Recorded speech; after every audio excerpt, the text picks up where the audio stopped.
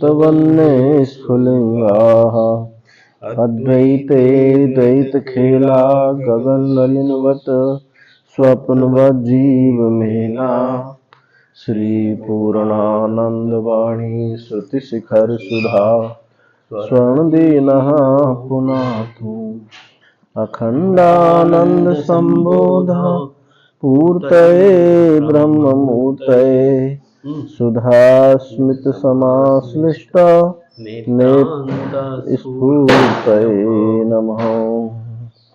कान्तिशितामृशते निन्दितशारदेन्दु यत्रैकतो विलसितामसिताङ्गशोभा वृन्दावनेऽपि कृतयामुनगाङ्गसङ्गा राधा मुकुन्दयुगलं तदहं नमामि राधा मुकुन्दयुगलं तदहं नमामि। कल चर्चा हुई थी कि कर्म के प्रकरण में कर्म प्रकरण आकांक्षी ज्ञानम कर्म गुणो भवेत। यदि कर्म के प्रकरण में कहीं ज्ञान की आकांक्षा होती तो ज्ञान जो है कर्म का अंग हो जाता है, क्योंकि जो जिसके प्रकरण में होता है वो उसका अंग होता है। और यहाँ तो स्वरूप लाभ मात्र यानी ज्ञान उत्पत्ति होने मात्र से ही यस्तु अविद्या निहंतिना, हमारी अविद्या नष्ट हो जाती है। न तदंगम प्रधानम वा, इसलिए वह अविद्या को नष्ट कर देता है। इसलिए ज्ञान कर्म का अंग नहीं है, अथवा अंग नहीं है और अंगी भी नहीं है। तो समुच्चयवादिनो अवश्यमेव तदभ्युपगंतव्यम, इस समुच्चयवादी को भी ये बात स्वीकार करनी चाहिए कि आत्मज्ञान का कर्म के साथ कोई समुच्चय नहीं है। यानी ज्ञान जो है अज्ञान का नाशक, उसको भी स्वीकार करना चाहिए, क्योंकि इतने सारे प्रमाण, इतने सारी तर्क युक्ति से ये बात सिद्ध हुई है। तो ज्ञान जो है अज्ञान का नाशक है, उनको भी अवश्य माननी चाहिए। अब मानना पड़ेगा, नहीं मानी है तो अज्ञानम, हाँ अगर ईमानदारी है तो मानना पड़ा, क्योंकि सत्यवश बात है। अज्ञानम अनिराकुर्वन् ज्ञानमेव न सिद्ध्यति विपन्न कारक ग्रामम ज्ञानम कर्म न ढोकते। अज्ञानम अनिराकुर्वन् ज्ञानमेव न सिद्ध्यति, अज्ञान को निराकृत, अज्ञान का निराकरण ना करता हुआ ज्ञान, तो उसको ज्ञान ही नहीं कहा जा सकता, क्योंकि ज्ञान जो है अज्ञान का नष्ट करने वाला है। यदि अज्ञान को ज्ञान निराकृत नहीं कर रहा है, नष्ट नहीं कर रहा है, ध्वंस नहीं कर रहा है, तो ज्ञान ही नहीं कहा जा सकता।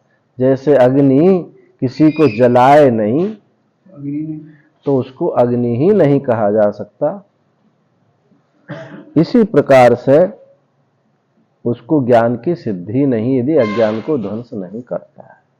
विपन्न कारक ग्रामम ज्ञानम कर्म न ढोकते, इसमें कारक समुदाय, कर्ता, करण, कर्म, क्रिया आदि जितना है सब कारक समुदाय है। ये विपन्न ज्ञानम कर्म न ढोकते, ये जो विपन्न यानी निवर्तक है, जो निवर्तक ज्ञान है, इस कर्ता कर्म आदि समुदाय का जो निवर्तक ज्ञान है वो कर्म न ढोकते, वो जो है कर्म का स्पर्श ही कैसे कर सकता है,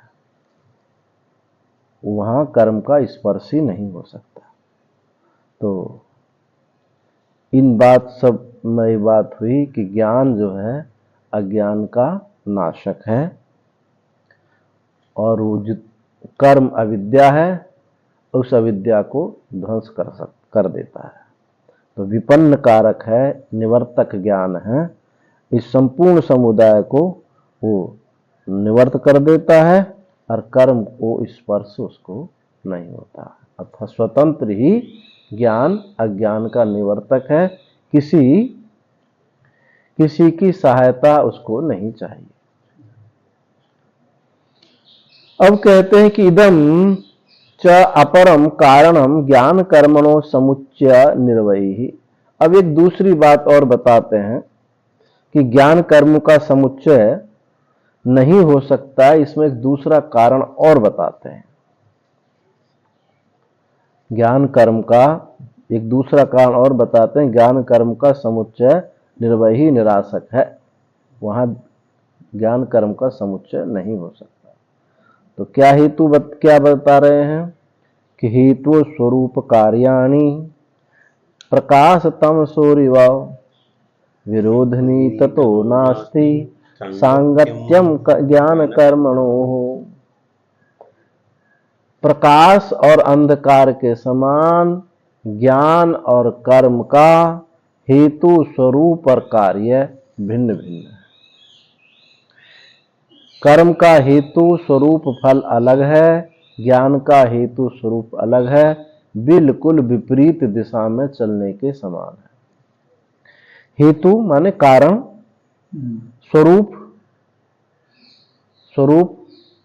लक्षण ऐसा समझ लो, और कार्य यानी प्रयोजन। उसका कारण स्वरूप और प्रयोजन दोनों के बिल्कुल भिन्न भिन्न है। अज्ञान का हेतु क्या है? कर्म का हेतु क्या है? कर्म का हेतु क्या है? अज्ञान, अविद्या से उत्पन्न है। तो अविद्या, राग, द्वेष आदि जो हैं ये कर्म का हेतु है, कारण है। और उसका स्वरूप कैसा है? कर्म का स्वरूप क्या है? क्रियात्मक है, अप्रकाशात्मक है, क्रिया रूप है और जो है वो जड़ता है, प्रकाश नहीं है, अप्रकाशात्मक है, जड़ता रूप है कर्म का स्वरूप। और कर्म का प्रयोजन कल बताए थे, उत्पाद्य, आप्य, विकार्य, संस्कार्य, ये 4 प्रकार का ही कर्म का प्रयोजन है। 4 प्रकार से ही कर्म का प्रयोजन होता है। तो ये जो है हेतु, स्वरूप और उसका प्रयोजन कर्म का। ज्ञान के क्या है? ज्ञान की उत्पत्ति कैसे होती है? जैसे कर्म की उत्पत्ति अविद्या से हुई, ज्ञान की उत्पत्ति किससे होती है? प्रमाण। हाँ, वो अंतःकरण शुद्धि हुई, हाँ, वहां प्रमाण की आवश्यकता है। वेदांत प्रमाण से ही ये ब्रह्म ज्ञान उत्पन्न होता है और कोई इसमें हेतु नहीं। कहो कि नहीं, पुराणों से होता है, इतिहास से होता है, तो इतिहास पुराण उस उपनिषद का ही उपबृंहण है। कृपा से भी तो हो जाता है क्या? ज्ञान? नहीं, ज्ञान कृपा से नहीं होता, पर जब ज्ञान होगा प्रमाण से उत्पन्न होगा। यही मत बहुत सारा धोखा चल रहा है कि कृपा कर देंगे तो ये सब हो जाएगा। प्रहलाद पे कहाँ से हुआ? कृपा से हुआ ना भगवान? नहीं, प्रहलाद ने बहुत सत्संग लाभ किया बाबा, नारद जी को हुआ था। उसने तो, प्रहलाद ने तो ऐसी बात पेट में सुना माँ के, तुम बाहर की बात कर रहे हो, वहीं से सुनते आए प्रहलाद, वहीं माँ के पेट से सुनते हैं और बहुत सुना फिर बाद में भी है। किसने?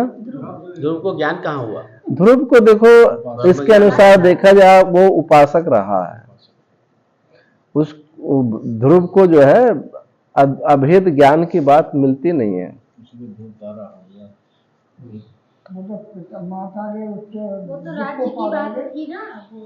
वो भी है। दूसरी बात यह है कि फिर क्या क्या हुआ? क्या बोल? राज की बात नहीं, जो कुछ क्रिया नहीं थी सबकी तो अरे वैकुंठ लोग गए हैं भाई, नहीं हुई ये बात। ज्ञान वैकुंठ गए हैं, वो वैकुंठ लोग से विमान भक्त है। विमान आया है, वैकुंठ गए, ये कोई ज्ञान का लक्षण थोड़ी है, ज्ञान का लक्षण नहीं है। कोई वैकुंठ चला गया तो अब कोई ये थोड़ी। बाबा नारायण ब्रह्मांड नहीं रहेगा तो दूसरा भी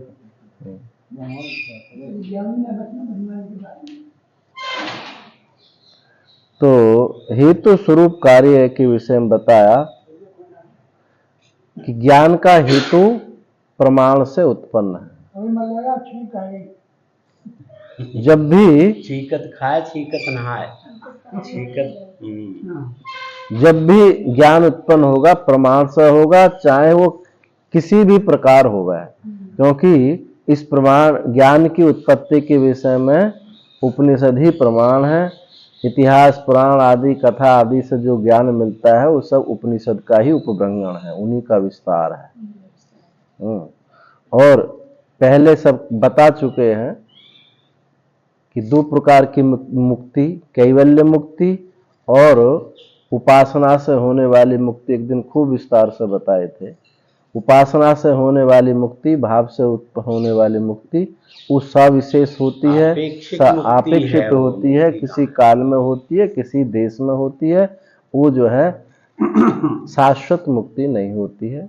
इसलिए कोई वैकुंठ चला जाए या हिरण्यगर्भ ब्रह्मलोक की प्राप्ति हो जाए उसको, है वो कालांतर में मुक्त हो जाए अलग बात है, लेकिन उस समय वो मुक्त नहीं है। ये एकादशी को मर जाते हैं तो कहते हैं तो मुक्त हो गया एकादशी। ये सब देखो भैया अर्थवाद वाक्य हैं, अर्थवाद वाक्य हैं। ब्रह्म ज्ञानी की खोपड़ी का पानी पी लिया चिड़िया चरैया ना, और चिड़िया मुक्त हो गई।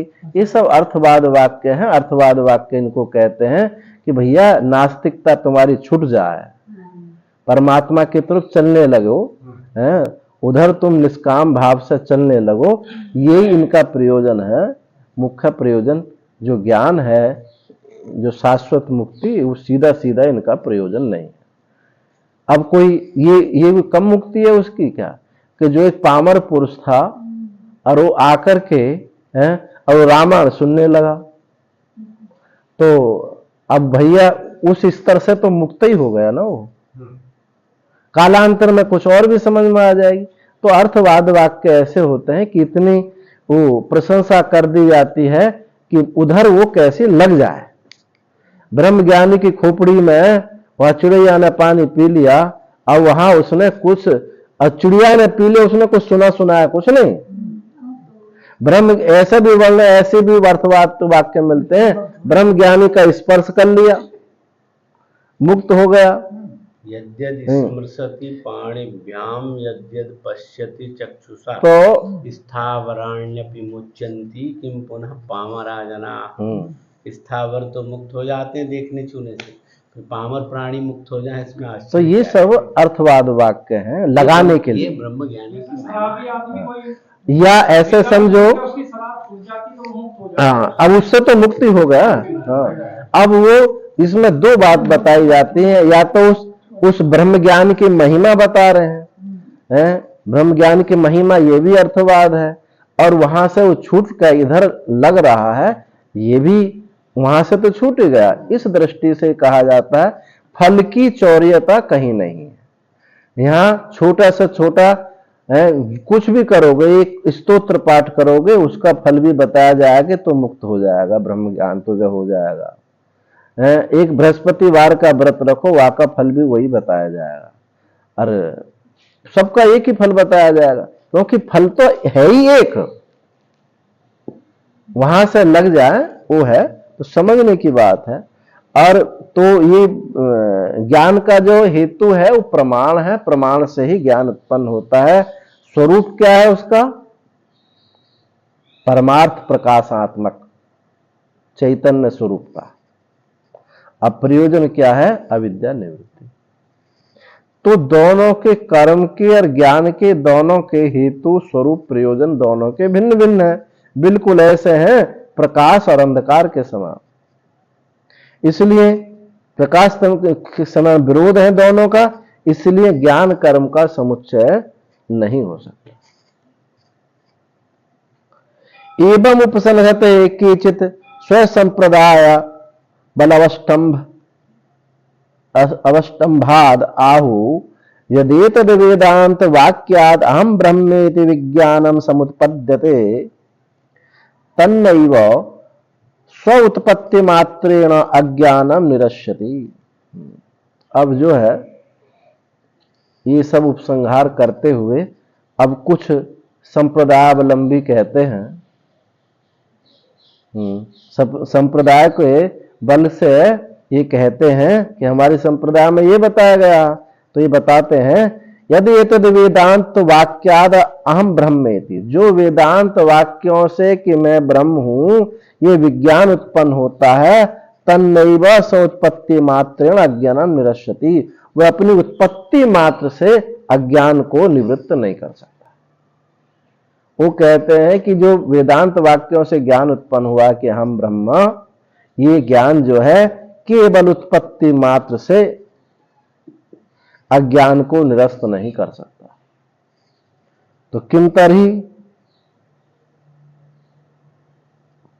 ऐसे बहुत आचार्य हुए हैं, द्वैताचार्य कहते हैं भाई हम सन्यास जब मरने के समय सन्यास लेंगे, जब हम लगे कि अब हम एक आध साल में मरेंगे तब सन्यास लेंगे, उससे पहले नहीं। ऐसे भी बोलते हैं। तो कहते हैं किम तरही, ऐसा क्यों? क्योंकि अहनि अहनि द्राघीयसा कालेन उपासीनस्य सतो भावना उपचय निशेष अज्ञानम अपगच्छति, कि भैया बहुत लंबे समय तक दीर्घ समय से उपासना करते हुए भावना की वृद्धि हो जाने से संपूर्ण अज्ञान तब नष्ट होता है। यानी मैं ब्रह्म हूं, मैं ब्रह्म हूं, मैं ब्रह्म हूं, मैं ब्रह्म हूं, मैं ब्रह्म हूं, इस प्रकार से उपासना करते हुए जब अंतिम क्षण में वो इस प्रकार से भावना की वृद्धि हो जाने से तब ये अज्ञान ध्वंस होगा। ये क्या है? अहंग्र उपासना। वेदांतों की एक उपासना है अहंग्र उपासना। अनेक प्रकार की उपासना होती है। मुख्य रूप से संपूर्ण उपासनाओं को इस प्रकार से विभाजन किया है। एक कर्मांग उपासना, एक कर्मांगानबद्ध उपासना, एक कर्म का अंग होकर के उपासना है उपनिषदों में, और एक कर्म से अनबद्ध होकर के उपासना। इन दोनों ही उपासनाओं में चार भेद हैं। एक संपद उपासना, दूसरा प्रतीको या अध्यासोपासना, तीसरा संस्कारी उपासना, और चौथा संवर्ग उपासना। दोनों पक्षों में कर्म से आबद्ध उपासनाओं में भी और कर्म से जो अनबद्ध उपासना है वो भी। कुछ उपासना ऐसी स्वतंत्र होती हैं जैसे ओंकार की उपासना है, और कुछ कर्म आबद्ध उपासना होती है जैसे अश्वमेध ब्राह्मण में जो अश्वमेध उपासना है वो अश्वमेध का अंग है। उस अश्वमेध, उस यज्ञ के, उस कर्म के एक अंग में ब्रह्म दृष्टि कर्तव्य, ब्रह्म दृष्टि की जाती है। जैसे कि अश्वमेध यज्ञ के घोड़े में ब्रह्म दृष्टि की गई है, तो अश्वमेध जो उपासना है वो क्या है? कर्मांगाबद्ध उपासना। लेकिन जो ओंकार की उपासना है किसी कर्म से आबद्ध नहीं। तो जो संपद उपासना है दोनों में कर्मांगाबद्ध और कर्म अनबद्ध उपासनाओं में जो चार भेद बताए गए हैं, तो संपद उपासना कहते हैं अल्पालंबन तिरस्कारेण वस्तु अभेद ध्यानम संपद उपासना। अल्प आलंबन, बहुत अल्प आलंबन लेकर के वस्तु के साथ अभेद हो जाना। जैसे मनो ब्रह्मीति उपासित, मन ब्रह्म है, यहां आलंबन लिया है, सूक्ष्म आलंबन है, स्थूल आलंबन नहीं है। ये इसको कहते हैं संपद उपासना। तो आरोप होता है उपासना में, एक का एक पर आरोप, चाहे वो आलम्बन सूक्ष्म हो स्थूल हो चाहे वो सूक्ष्म हो। दूसरा आलम्बन जो होता है, दूसरे जो उपासना है उसको कहते हैं प्रतीकोपासना या अध्यास उपासना। शालग्राम में विष्णु बुद्धि कर लेनी, वहां स्थूल मूर्ति में भगवत बुद्धि करनी, अध्यासोपासना भी इसको कहते हैं, प्रतीकोपासना भी इसको कहते हैं। तो वहां अभेद ध्यान तो है, पर आलम्बन वहां सूक्ष्म नहीं है, स्थूल है। इस सब को बना रहता है कि भैया जल इतना डालना है कि मूर्ति खराब ना होना, स्थूल आलम्बन। और इन चारों उपासनाओं में भी, इनमें अहंग्रह उपासना भी होती है और अनंग्रह उपासना भी होती है। तीसरा संस्कारी उपासना है, वहां गुणों का आधान किया जाता है और दोषों का अपनयन किया जाता है। समवर्ग उपासना में लय किया जाता है, जो छांदोग्य उपनिषद में रैक को गाड़ी वाले जो है, क्या है वो, वायु वही छपिष्ठा ब्रह्म, वायु वही छपिष्ठा ब्रह्म। वायु ही वहां छपिष्ठ ब्रह्म है, वायु में ब्रह्म बुद्धि की गई। तो वहां लय है, पृथ्वी को जल में, जल को वायु में, वायु को आकाश में, ऐसे लय है। वो भी एक उपासना है। जहां भावना है वहां उपासना है। तो यहां उपासना का प्रसंग शुरू हुआ है। तो मैं ब्रह्म हूं, उपनिषद वाक्यों से ज्ञान हुआ मैं ब्रह्म हूं। तो कैसे उपनिषद वाक्य से उत्पन्न हुआ ये ज्ञान मैं ब्रह्म हूं, ये साक्षात अज्ञान को ध्वंस करने में समर्थ नहीं है। ये एक पक्ष कहता है कि हम तो रोज सुन रहे हैं मैं ब्रह्म हूं, जाके दिन में 50 बार बोल देते हैं, लेकिन हमारा अज्ञान तो ध्वंस होता नहीं। तो भैया इसकी तो आवृत्ति करनी पड़ेगी, मैं ब्रह्म हूं, मैं ब्रह्म हूं, मैं ब्रह्म हूं। एक पक्ष ऐसा कहता है। तो इसकी बहुत लंबे समय तक जब ये भावना दृढ़ हो जाएगी तो तब अज्ञान ध्वंस हो जाएगा। श्रुति भी इसमें प्रमाण मिलती है, देवो भूत्वा देवान अप्येति। देव होकर के यानी ब्रह्म होकर के ब्रह्म की उपासना करो। तो अभ्यास करते करते जब ये प्रत्यय दृढ़ हो जाएगा तो ये अज्ञान को ध्वंस कर देगा। जब तक सब छोड़ देगो मैं ब्रह्म करते रहे तो नासू रह सकेगो आप। है कैसे नाश हाँ, मर जाएगा मतलब, नहीं और विनाश तो वैसे ही जाएगा, मतलब जब तक छोड़ दो ना सब, जब मैं तक ब्रह्म हूँ, बस। अच्छा, जब तो ये भी तो जप ही हो गया ना, मैं ब्रह्म हूं, मैं ब्रह्म, ये भी तो जप ही हो गया। तो वो कौन सा अपने जप? आप को ब्रह्म समझने लग जाए जब तक छोड़ दे, लेकिन उसके गुण तो होने चाहिए ब्रह्म जैसे। आप ये जो कहना चाहते हो वो बात यहाँ नहीं मान कही। लो मैं अपने को ब्रह्म समझने लग जाऊं, जब आप सब छोड़ दो रे ब्रह्म हूँ, मैं क्या करूंगा? हाँ, तो ये तो ब्रह्म का गलत इस है, तो ये जब तक को फल मिलेगा। अगर हाँ। ऐसा समझ लो तुम क्या मैं ब्रह्म हूँ, ये समझना कोई छोटी नहीं, अब ब्रह्म को तुम समझ अभी तो नहीं समझा। ब्रह्म को समझ के आ रहे। ब्रह्म शब्द कहने से क्या हुआ? जैसे राम शब्द कहा है तो एकदम क्या हुआ? धनुष धारण किए हुए हैं और एकदम मस्तिष्क में राम जी प्रकट हो गए। ब्रह्म कहने से मैं ब्रह्म हूं तो क्या प्रकट हुआ? ये भी तो भाई पद पदार्थ का शोधन भी तो होना चाहिए है। जब तक पद पदार्थ का शोधन नहीं है, तुम ब्रह्म पद को जानते ही नहीं, तुम पद को जानते ही नहीं, तो ये जो है इससे क्या होगा? उस मंत्र का प्रभाव से ये होगा कि सबसे अलगाव तो होगा पर उस ब्रह्म पद को जानेगा नहीं। ये तो होगा, क्योंकि ये जो मंत्र है बिना जाने भी मंत्र का जप करोगे और उस मंत्र का वो एक स्वरूप होता है, स्वभाव होता है उसका। अब जैसे प्रणव मंत्र का जप करें तो प्रणव मंत्र का जप करने से वो प्रणव मंत्र क्या लय है, लय मंत्र है, उस सबसे वो अनासक्त होने लगेगा। ये मंत्र में ब्रह्म हूँ अगर इसकी आवृत्ति करे हाँ। तो ये भी फल काल में विद्या रूप हो जाएगा। हाँ होएगा, बिल्कुल, वो तो बताया जा रहा है। वो फल काल में ये अहंग्र उपासना हो गई ना।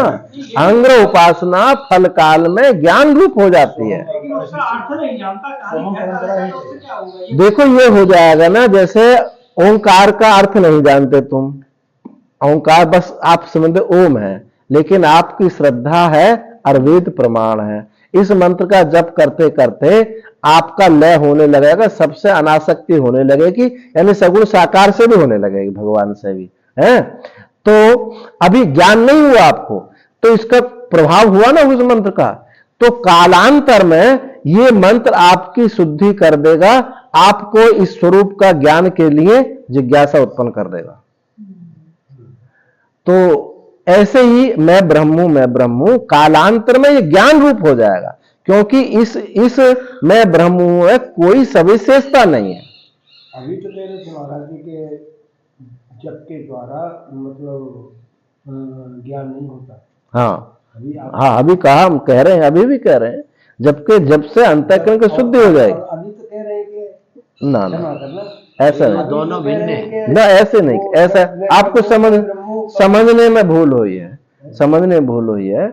हम कहे अहम ब्रह्म, ये जो मंत्र है, ये लय मंत्र है, ये ब्रह्म साक्षात्कार के अत्यंत सन्निकट है, अहंग्र उपासना है यहाँ। तो अहंग्र उपासना कालांतर में ये ज्ञान हो जाएगी। लेकिन जो और मंत्रों की बात आती है, वो निर्विशेषता का मंत्र नहीं है, वो सविशेषता लिए हुए हैं। तो उन मंत्रों के जप करने से वो सीधा विद्या के सन्निकट नहीं जाता है, ये अंतर होता है। तो अहंग्र उपासना, जो ब्रह्म लोक में गए, हिरण्य गर्भ लोक में गए हैं, और बिना कामना के उन्होंने ये हम ब्रह्मास्मि जप किया है, तो क्रम मुक्ति को प्राप्त हो जाएंगे और वो ब्रह्मा जी के साथ मुक्त हो जाएंगे। वो सविशेष कर मंत्र नहीं है, सविशेषता को देने वाला मंत्र नहीं है, वो विशेषताओं को काटने वाला मंत्र है। पर ज्ञान नहीं है, तत्काल नहीं हो सकता।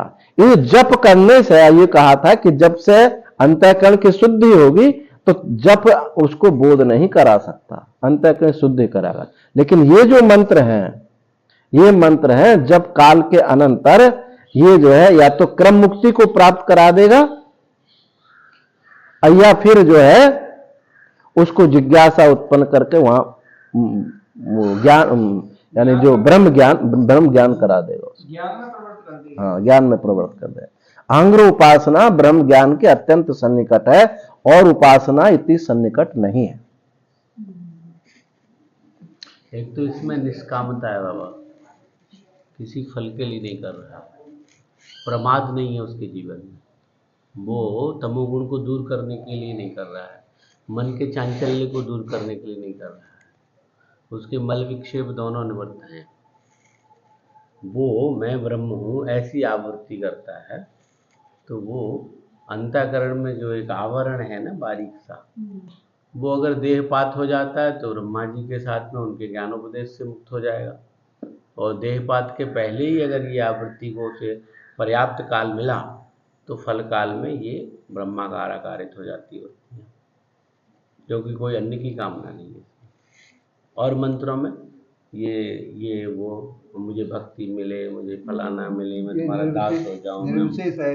हाँ, ना यहाँ में ना दास होना है ना दासी होना है, वहां यह कुछ है ही नहीं इस प्रकार का। और किसी विशेष भगवान के विशेष स्वरूप से कामना नहीं है।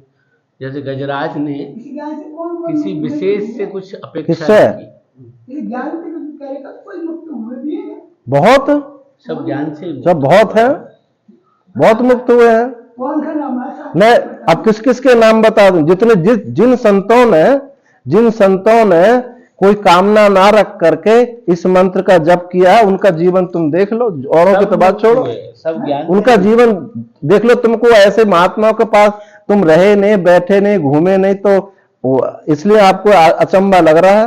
ये स्वामी अखंडानंद पीली कोठी वालों को देख लो, औरों की बात छोड़ दो। सोहम वाले, सोहम संप्रदाय में कितने ऐसे अवधूत संत हो गए जो सोहम सोहम करके मुक्त हो गए। अब जहां श्रद्धा नहीं है, प्रमाण पर श्रद्धा नहीं व्यक्ति, तो ये प्रश्न उठेंगे ही, हैं, क्योंकि हाँ, तब तो प्रश्न उठेंगे ना ये। डेवलपमेंट एजेंसी वो सब ये तो आप सबको हाँ दिखे आपने, बहुत दिन पहले चले गए। हाँ पीली कोठी वाला, तुम्हारा जन्म भी ना हुआ होगा तब पीली कोठी वाले चले गए होंगे। हाँ, वो 52 चले गए। बावन के बाद छोड़ो, तब पीली कोठी वाले चले गए। पीली कोठी वाले जितने शिष्य हुए सब देश भर में फेमस है, सब। कहाँ से देख लेंगे? चलो है, परमानंद तो है ही। अरे बहुत महात्मा है भाई।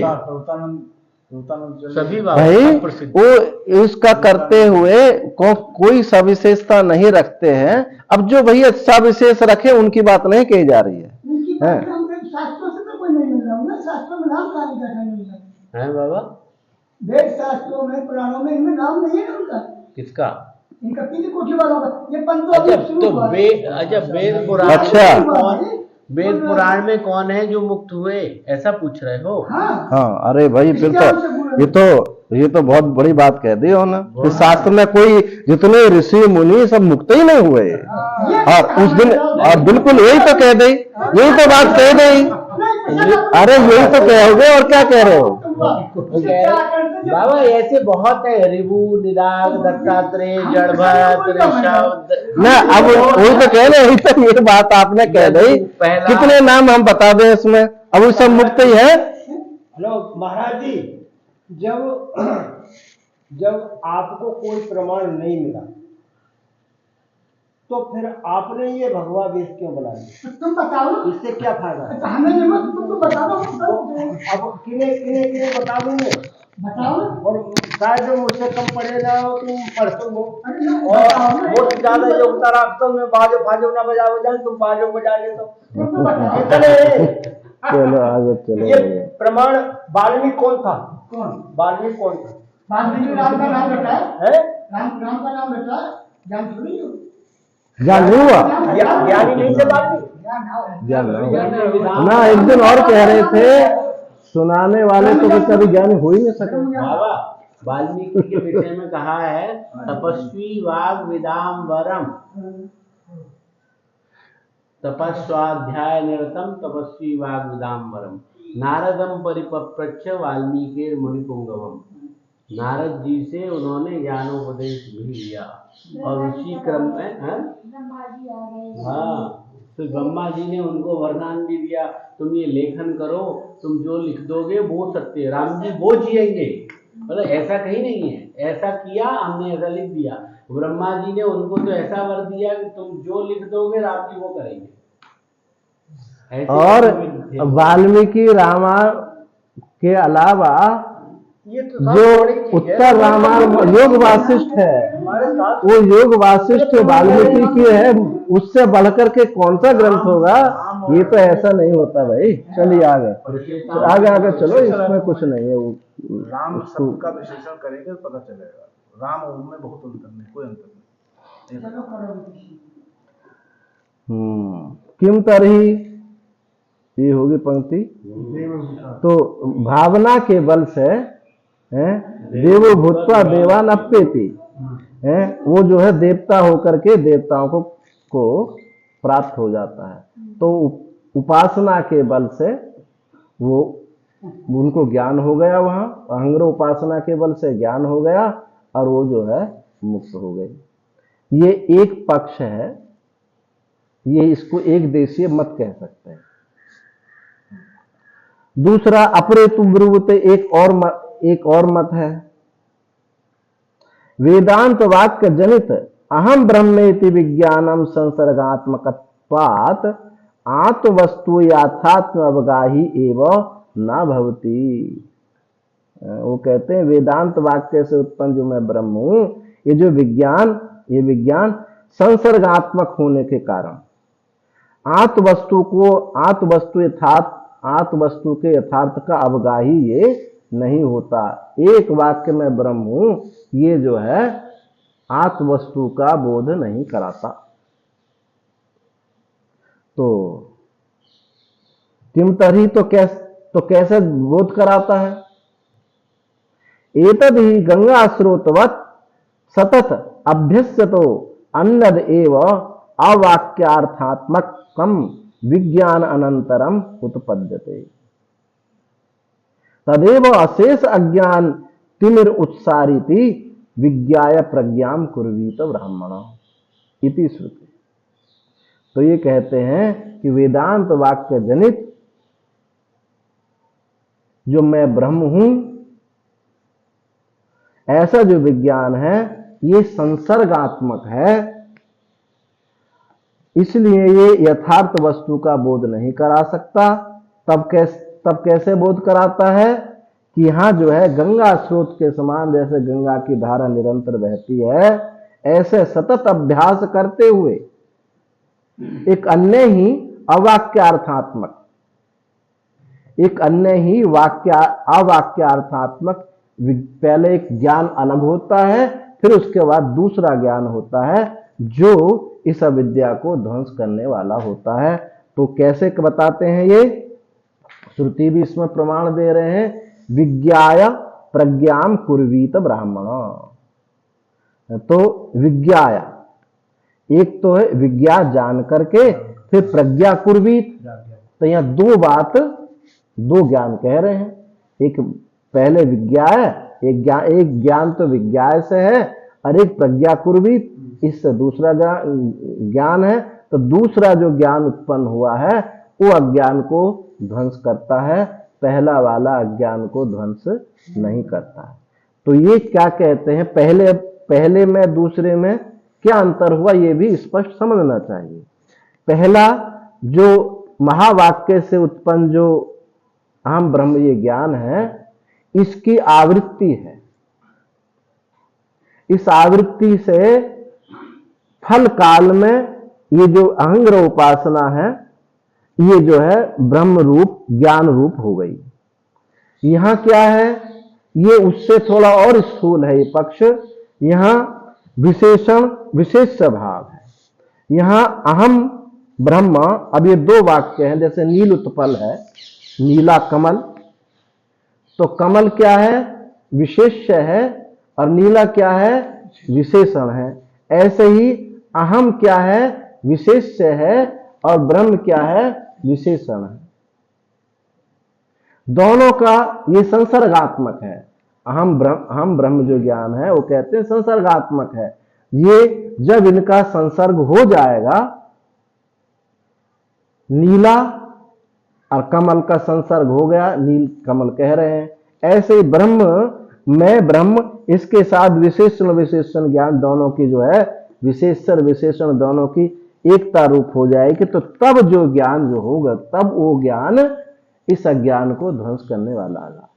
पहला जो ज्ञान है अभी वहां पूर्ण रूपे में संसर्ग नहीं हुआ, तो अभ्यास करते करते दोनों का संसर्ग हो जाएगा। विशेषण विशेष से एकता यहां बताई जा रही है। विशेषण है ब्रह्म और विशेष है जीव। ये विशेषण विशेष से, जैसे नीला कमल, अभी नीला कमल दो नहीं है, एक ही है। ऐसे ही ये अहम में ब्रह्म विशेषण करने से ये ज्ञान उत्पन्न होगा, मैं ब्रह्म हूं।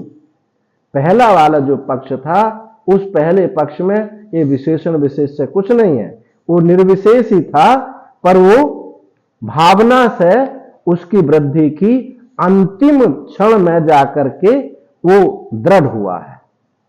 और यहां जो है दोनों विशेषण विशेष से होकर के दोनों के अभ्यास के बल से एकता की गई है।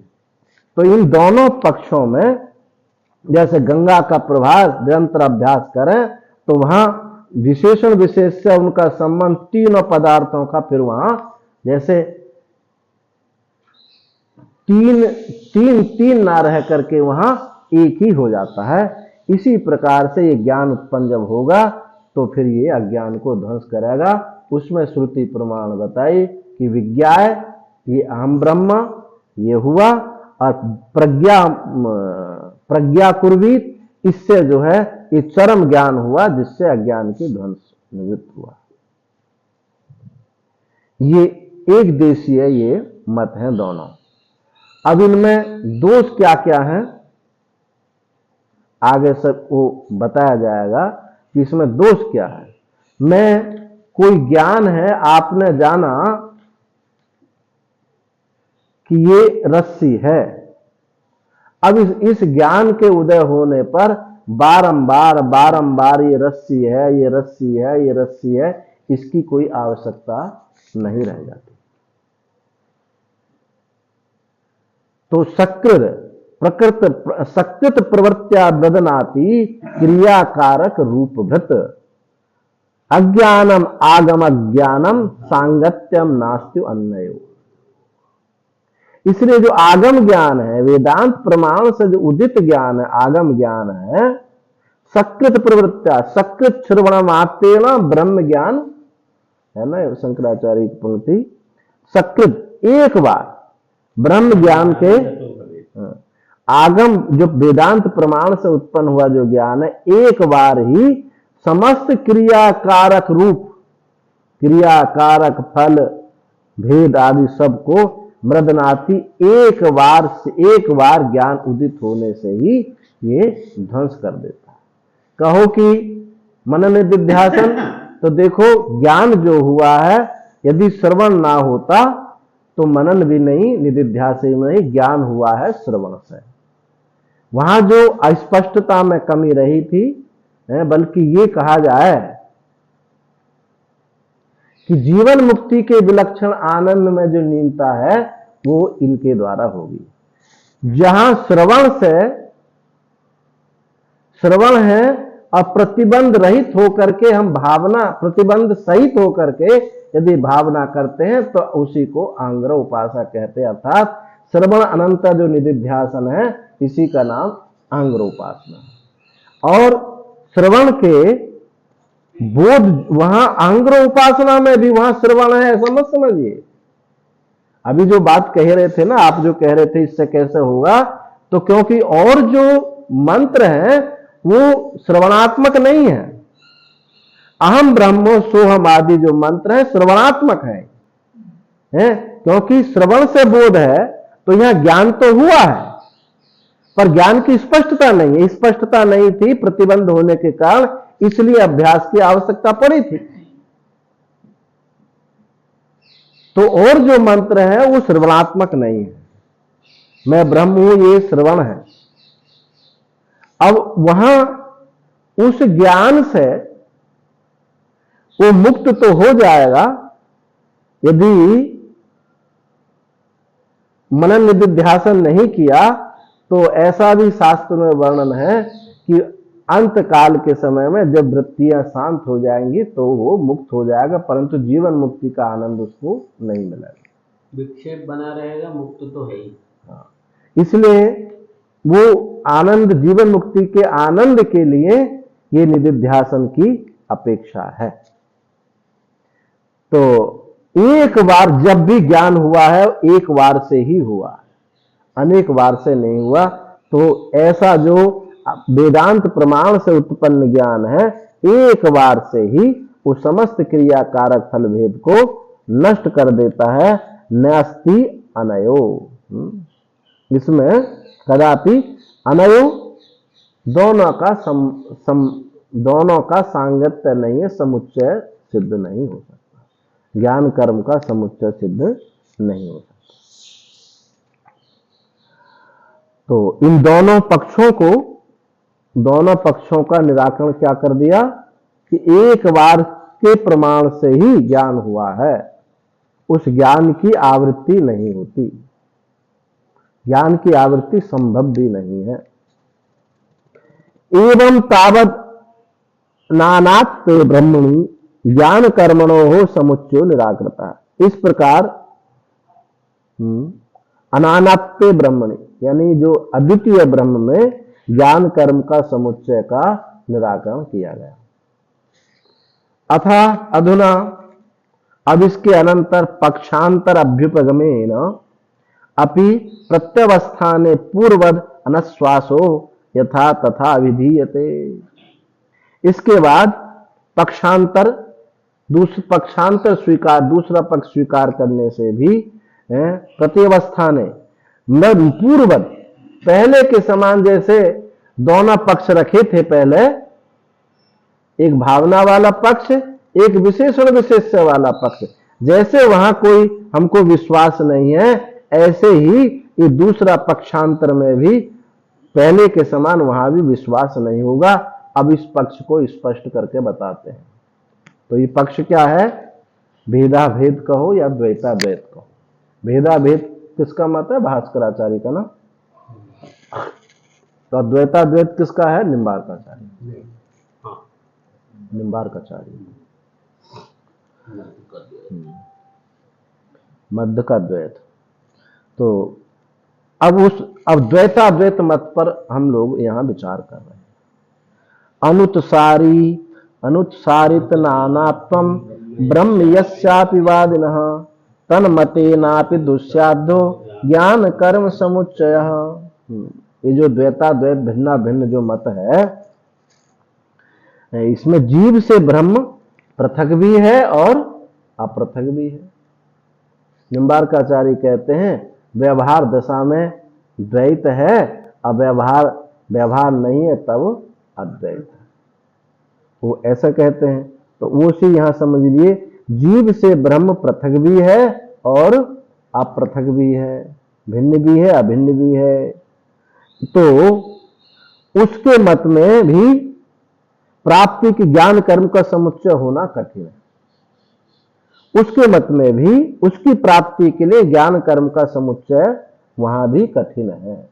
जो द्वैताद्वैत भिन्ना भिन्न मानते हैं, जिस वादी का अनुसारित नानात्व भिन्ना भिन्न है, उनके मत के द्वारा भी ज्ञान कर्म समुच्चय दुस्साध्य है, कठिन है।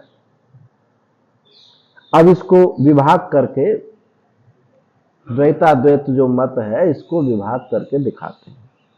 तस्य विभाग उक्ति दूषण विभाग विज्ञप्तये है। उसका जो पृथक पृथक दिखाने के लिए भेदवादियों के मतों में जो पृथक पृथक दोष दिखाने के लिए अब उसके दोनों मतों को अभिव्यक्त करते हैं। क्या कहते हैं? ब्रह्मात्मा भवेत् तस्य यदि वानात्म रूपकम आत्मा नाप्तिर्भवेद मोहाद इतरस्यापि अनात्मनः। ब्रह्मात्मा भवेत्, ब्रह्म आत्मा ब्रह्म आत्मरूप ही है। यदि वह अनात्मरूपम, या ब्रह्म अनात्मरूप है, ब्रह्म आत्मरूप है अथवा अनात्मरूप है। आत्मा नाप्ति भवेन मोहा, यदि कहें कि ब्रह्म आत्मरूप ही है तो ये उसकी जो प्राप्ति नहीं हो रही, वो क्यों नहीं हो रही है? मोहाद, मोह के कारण, अज्ञानता के कारण। ब्रह्म आत्मरूप है या अनात्मरूप है, दो विकल्प रखे। यदि आत्मरूप है तो वो उसकी निवृत्ति, उसकी जो प्राप्ति नहीं हो रही है वो मोह के कारण नहीं हो रही है, अज्ञानता के कारण नहीं हो रही है। और यदि वो अनात्मरूप है तो सर्वदा उसकी प्राप्ति होगी नहीं। जो अनात्मा है उसकी क्या प्राप्ति होगी? वो तो जड़ ही है, तो उसकी प्राप्ति नहीं होगी। तो संसार दशा में जीव परमात्मा का अभेद मानते हैं। ये कौन हो गया? ब्रह्मात्मा। संसार दशा में भी जो जीव परमात्मा ही है ऐसा अभेद मानते। एक पक्ष ये है और दूसरा पक्ष ये है कि संसार दशा में भेद और मुक्ति दशा में अभेद, ऐसा मानते हैं। तो जो संसार दशा में जीव परमात्मा ही है,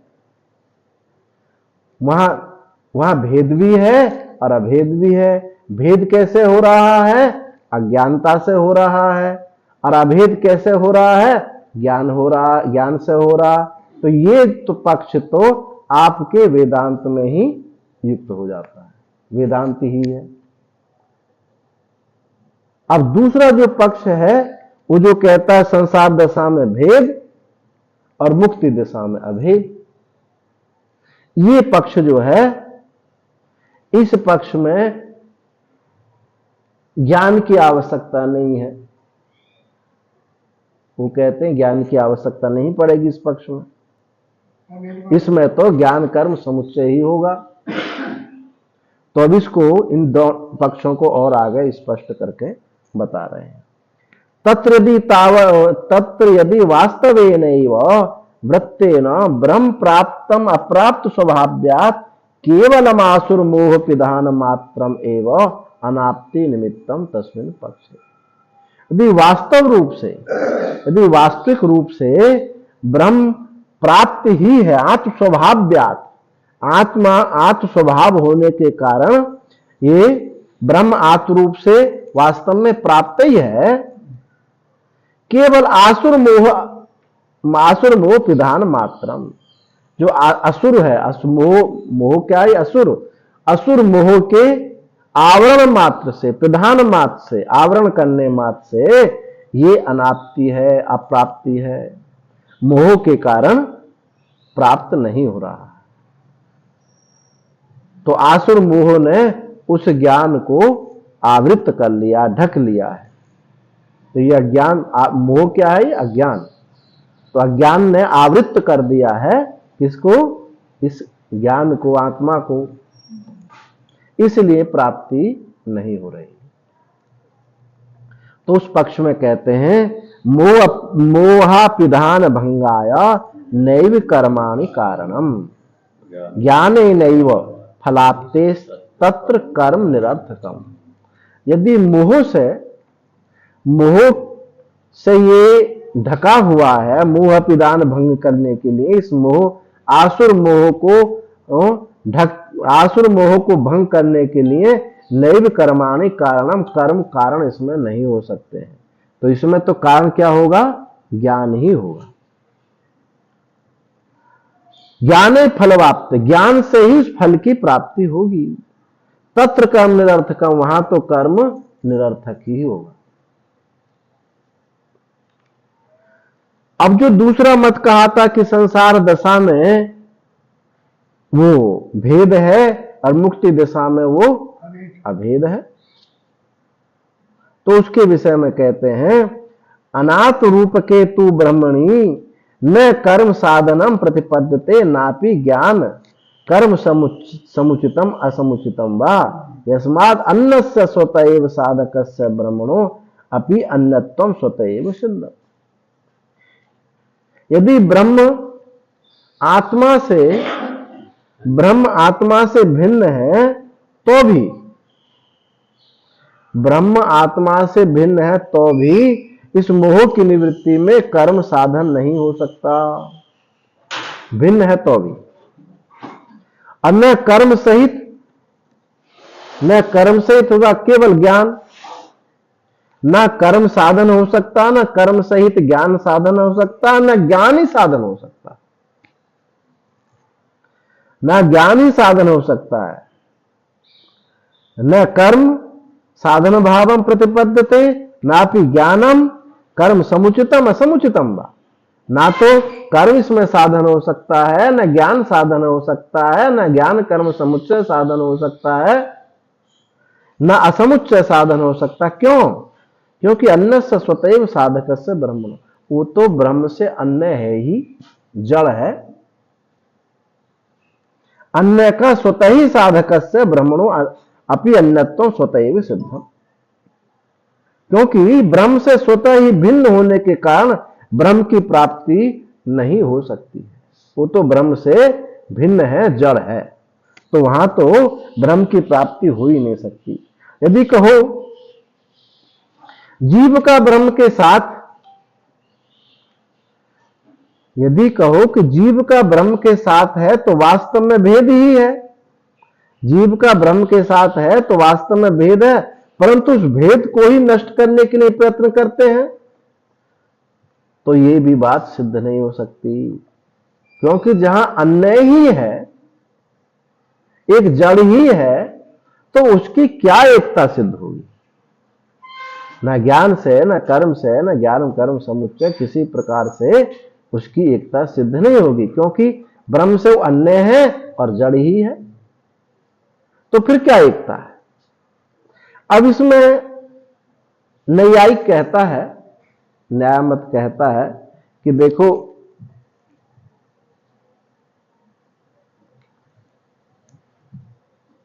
द्रव्य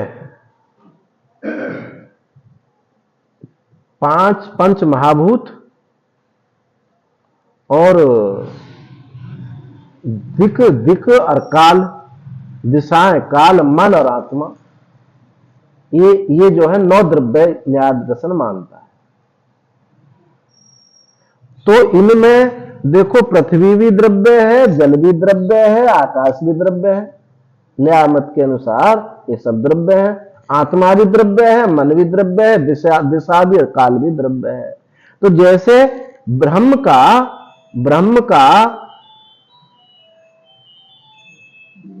ब्रह्म तो हो गया द्रव्य, और आत्मा हो गए पृथ्वी, जल, वायु, आकाश आदि। तो ये ब्रह्म का तो आत्मा के साथ एकता है, पर आत्मा की ब्रह्म के साथ एकता नहीं हो सकती। जैसे कि द्रव्य, आत्मा भी द्रव्य है, पंचभूत भी द्रव्य है, सब द्रव्य कहा जाता है, परंतु ये जो पदार्थ हैं वो पदार्थ द्रव्य नहीं है। तो ऐसे एक की एकता ना हो, भले ही दोनों की एकता ना हो, एक तरफ से तो एकता हो सकती है, ऐसा नैयायिक कहता है। ऐसा नैयायिक कहता है तो नहीं भाई, ये भी संभव नहीं है। इसलिए संभव नहीं है क्योंकि अन्य के साथ अभेद कर देने के लिए कहीं भी कोई हेतु देखा ही नहीं जाता। जो वस्तु बिल्कुल नितांत भिन्न भिन्न है, वो दोनों एक कैसे हो सकती है? कहोगे गोंद लगा के जोड़ देंगे, तो जुड़ी हुई वस्तु, दो जुड़ी हुई वस्तु है, एक नहीं है। तो जो अन्य ही है, नितांत भिन्न ही है, तो उनकी एकता हो ही नहीं सकती। तो ये ब्रह्म का भी अन्यत्व स्वतः ही सिद्ध है। इस प्रकार से ब्रह्म से स्वतः ही भिन्न होने के कारण ब्रह्म की प्राप्ति नहीं हो सकती, क्योंकि वो स्वतः भिन्न ही है। अन्यस्य अन्य आत्मता प्राप्तौ न क्वचिद हेतु संभव तस्मिन् सत्यपि न नष्टः परात्मानं प्रपद्यते। अन्य का अन्य के साथ आत्मता प्राप्ति, अभेद प्राप्ति, अन्य के साथ यानी अभेद प्राप्ति हो नहीं सकती, क्योंकि इसमें कोई हेतु ही नहीं है। जो बिल्कुल नितांत भिन्न है, अब ये क्या मत आ रहा? द्वैत मत, मध्य मत, क्योंकि द्वैत मानता है। वो कहता जीव का ब्रह्म के साथ एकता हो ही नहीं सकती। विशिष्टाद्वैत कहता है कि भावना से एकता हो जाती है। विशिष्ट होकर के ये जीव और ये जगत ब्रह्म के विशेषण बना करके ब्रह्म से एकता हो जाती है। अभी जो पीछे बताया था, विशेषण विशेष से एकता, ये ही जो काश्मीरी शैव मत है वो भी यही है। वहां भी विशेषण विशेष से ही एकता है। विशिष्टाद्वैत, रामानंदी, रामानुज, ये सब एक ही दर्शन, लगभग एक ही दर्शन है। तो अस्मिन् जहां बिल्कुल नितांत भिन्न है, वहां विशेषण विशेष से भी नहीं जहां बन सकता है, तो वहां तो दोनों का अभेद हो ही नहीं सकता। यदि अन्य रूप होने वाला विद्यमान रहे,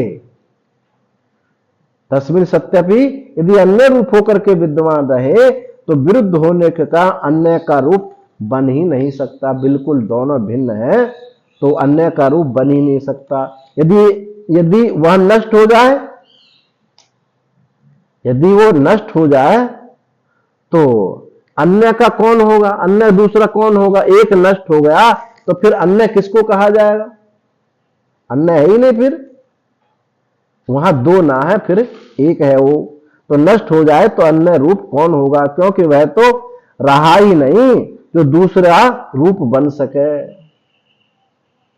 तो इस पक्ष में भी ये बात बताई कि जो जो बिल्कुल भिन्न है उनकी भी एकता नहीं हो सकती, और जो पीछे बताए थे वो नितांत भिन्न नहीं है। तो वहां भावना से विशेषण विशेष से एकता होगी, पर जहां भावना से विशेषण विशेष से एकता होती है वो वहां भेद रह करके अभेद माना जाता है, भेद रह करके अभेद होता है, वास्तविक अभेद वहां नहीं हो सकता। विशिष्ट अद्वैत को कहते हैं भेद सहिष्णु अभेद, भेद रख करके अभेद होता है भेद, लेकिन एक दिखाई देता है। जैसे जरासंध जो है एक है, लेकिन भेद श्री कृष्ण को दिखाई देता था। श्री कृष्ण जानते थे कि ये तो दो टुकड़ा है, इसलिए भीम को कहा है ऐसा करो और ऐसा कर दो, ऐसा करो और ऐसा कर दो। तो पता था कि यहां से फट जाएगा, और जो विपरीत दिशा में डालोगे तो फिर एक नहीं हो सकता। तो ये भेद सहिष्णु अभेद में भेद रहते हुए वहां अभेद हो जाता है भावना के पक्ष से। ओम पूर्णमदः पूर्णात् पूर्णमुदच्यते पूर्णस्य पूर्णमादाय पूर्णमेवावशिष्यते। सर्वे भवन्तु सुखिनः, सर्वे सन्तु निरामयाः, सर्वे भद्राणि पश्यन्तु मा कश्चित् दुःखं भवेत्। ओम शांति शांति शांति।